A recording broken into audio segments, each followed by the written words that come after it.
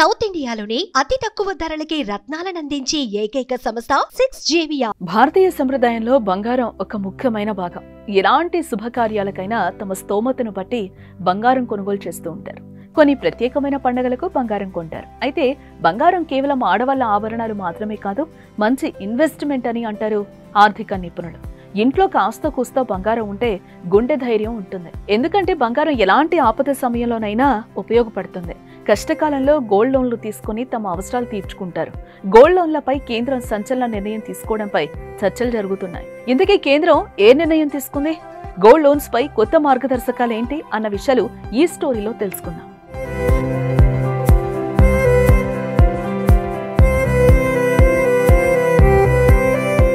ఇంట్లో ఉన్న బంగారాన్ని తాకట్టు పెట్టి రుణం తీసుకోవడాన్ని గోల్డ్ లోన్ అంటారు.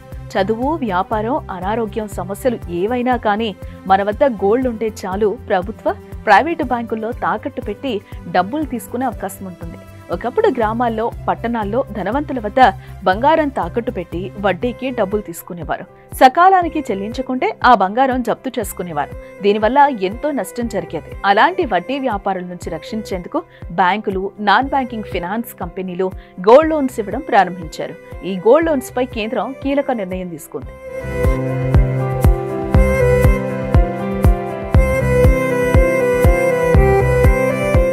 Reserve bank of India, non banking finance కంపెనీలకు సంబంధించి గోల్డ్ లోన్ విషయంలో ఒకే నియమావళిని తీసుకురావాలని కోరుకుంటుంది కేంద్రం. ఏ విషయం గురించి ప్రభుత్వం ఆర్బీఐకి అనేక సూచనలు చేసింది. ఇదిలా ఉంటే ఇటీవల గోల్డ్ లోన్ విషయంలో ఆర్బీఐ ప్రతిపాదించిన కొత్త మార్గదర్శకాలపై ఆర్థిక మంత్రిత్వ శాఖ స్పందించింది.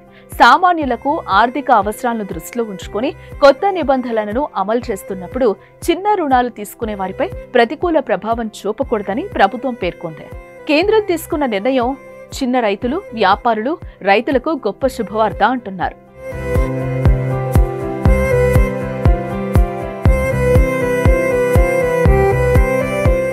ఏప్రిల్ 9న ఆర్బీఐ గోల్డ్ లోన్స్ ముసాయిదాపై మార్గాలు రిలీజ్ చేసింది.